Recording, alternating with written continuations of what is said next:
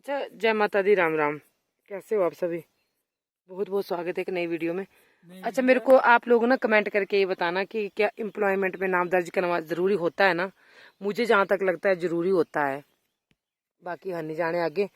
और मैं इसको बोल रही हूँ। और आप लोग ना प्लीज जो नजदीक है मुझे कमेंट करके ये भी बताना कि आप कोई मतलब जैसे पोस्ट निकली है, अब मुझे इतना पता नहीं लगता, मैं कहाँ पता करूँ, तो वो मुझे जरूर बताना अपने कमेंटों में। ये आपसे हम्बल रिक्वेस्ट है मेरी कि आप जरूर बताना कि कहीं पोस्टें निकली है, तो फिर मैं हन्नी के फार्म भी भरवाती हूँ, पढ़ाई भी जारी रहेगी और बीच में अगर कुछ हो जाता है उसकी भी तैयारी करते रहते हैं। ठीक है, तो अभी बचे हैं कितना, नहीं 9 बज के समथिंग 20 मिनट हुए। 9:20 कितने हुए? 50 हो गए। 9 चल चक भला नहीं चलते फिर बजाते यार 10 ही चक। और ये लड़का बहुत काम करता है, पर काम करने इतना खून जलाता है ना मेरा, इतना खून जलाता है, काम बहुत करता है। एक तो इसको जो इसकी वाणी है ना, उस पे इसको इसकी वाणी बड़ी मीठी नहीं है, और ऊपर से ढीठ है। मतलब एक बार बोलूं ना मैं तो पता ये 10 बार। खैर लोग ऐसे ही बोलते बच्चा है, कोई बात नहीं, बच्चा है। अब देखो कितना बड़ा हो चुका है। इसकी शादी करूंगी 2-3 साल बाद, बहू आएगी, फिर ऐसा काम के लिए सहारा हो जाएगा।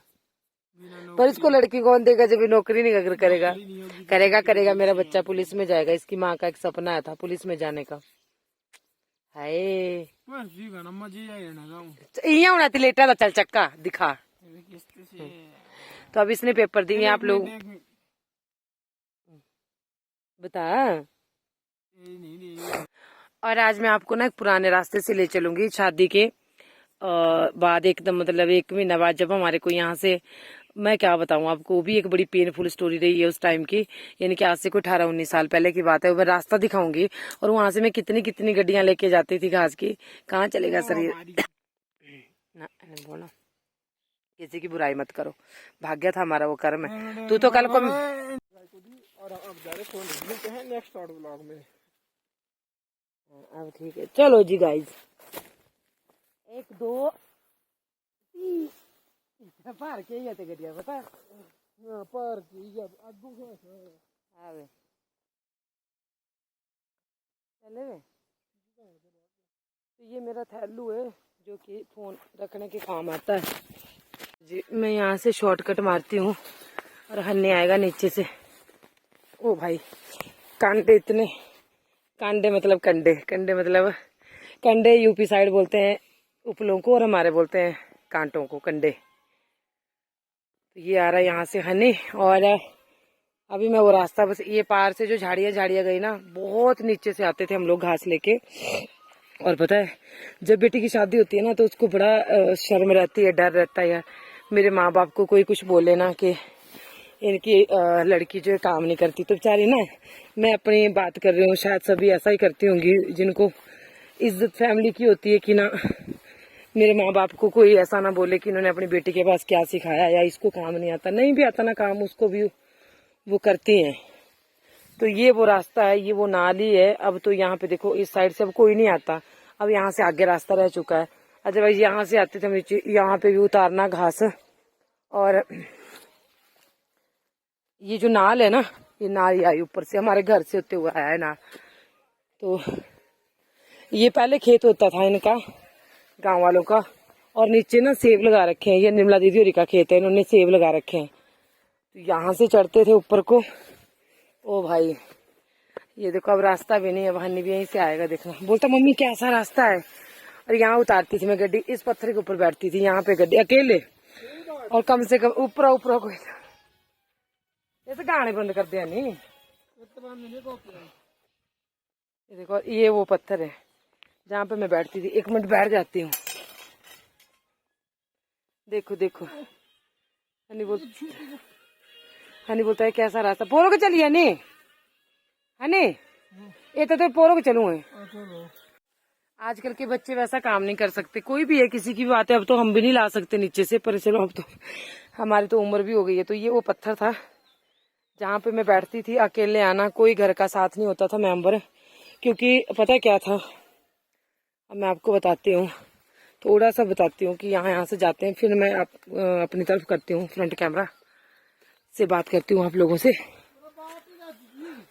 बस यही आई सीधे चल रहा हूँ, इसी सीधा चल रहा हूँ। बोलता रास्ता ही गुम हो गया। यही रास्ता था बेटा, यहीं से आते थे हैं। ये देखो इतना भयानक और इतना खतरनाक रास्ता है ना। और मैं यहाँ से मैं रोती हुई जाती थी। आप यकीन नहीं करोगे, याद आ जाती है जब कभी पुराने रास्तों पे जाते हैं ना, तो पुरानी यादें ताजा हो जाती हैं। तो ये रास्ता था, ये देखो यहाँ से रास्ता तो दिखता ही कहीं नहीं, बस ऐसे बोलो आपकी आना यहीं से पड़ता था।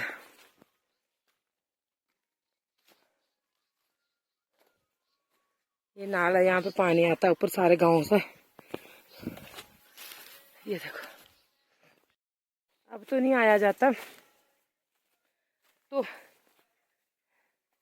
यहाँ से कई बार जाते हो ना, मैं बड़ी रोती थी अकेली। अच्छा आप बोलेंगे अकेले क्यों जाते थे, हम तो 4 बहुएं थी। तो मेरी देवरानी की शादी मेरे शादी से 2 साल बाद हुई थी। 2 नहीं, 2004 में, 3 में मेरी हुई थी, 2006 में उनकी थी, जून में मेरी हुई थी, फरवरी 2003 में उनकी, 2 जून 2006 में हुई थी उसकी, छोटे वाले की। तो अकेली इसलिए जाती थी कि 3 साल तक तो अकेले ही जाना था। फिर बाद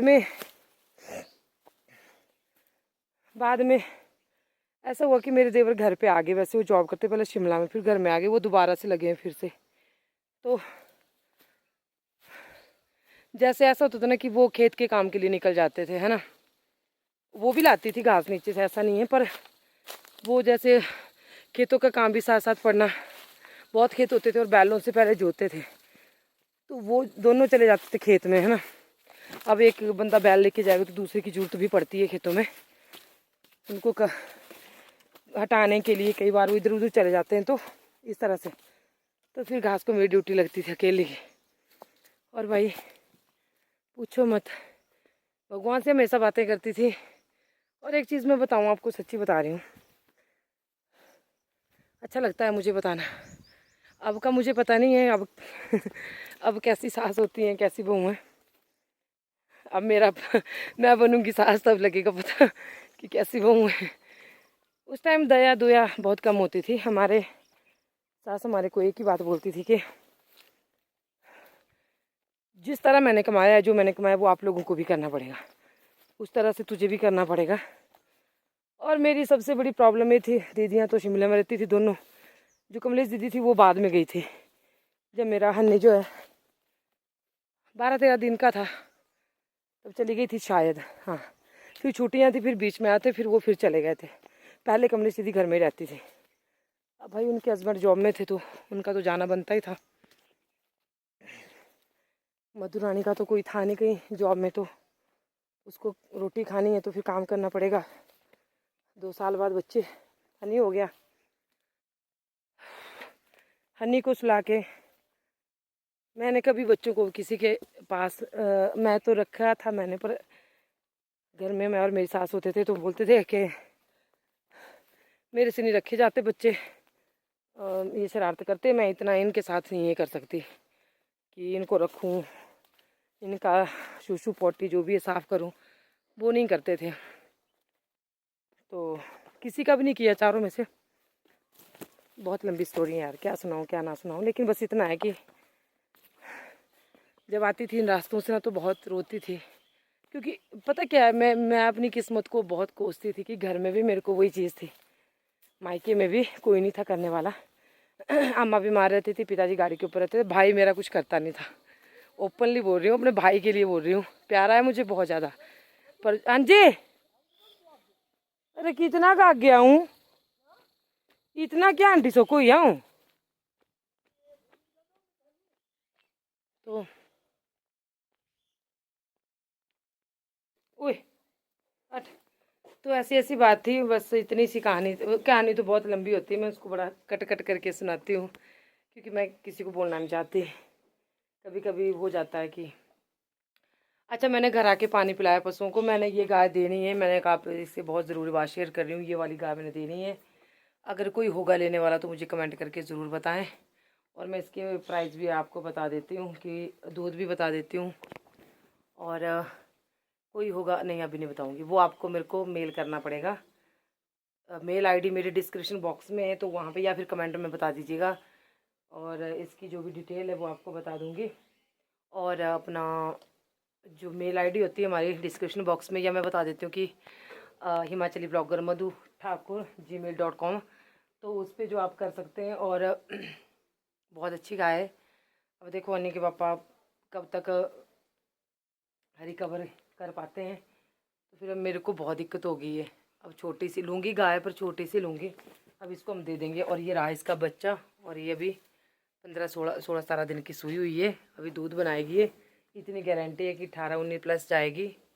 तो कितना देती होगी हमारे पास, आप आइडिया लगा लेना। तो चलो अभी जो है इनको घास डालते हैं।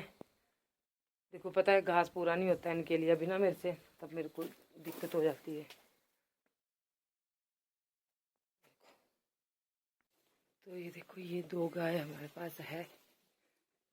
और तो ये जैसे आपको वीडियो में दिख रही है ये वैसी है, कोई ऐसा नहीं है कि इसमें कुछ और जैसी दिख रही है, बल्कि वीडियो से भी अच्छी मिलेगी आपको। और ये तो हमारी सिया है, और ये हमारी श्यामा है, ये हमारी वृंदा है। ये देखो को पानी पिला दिया, घास दे दिया, और ये देखो यहाँ पे निक पापा बैठे। चलो कर देते हैं थोड़ी बहुत हेल्प मेरी। कैसे हैं आप? लोग पूछ रहे हैं कैसे हैं आप? बहुत अच्छे। अच्छे कहाँ हैं? और मैं बोल रही हूँ कि चलो एक्सरे करवा लेते हैं। देखो फिर क्या जवाब है, बताओ। कल जाओ। कल क्यों, आज क्यों नहीं? वो तो आज क्यों नहीं?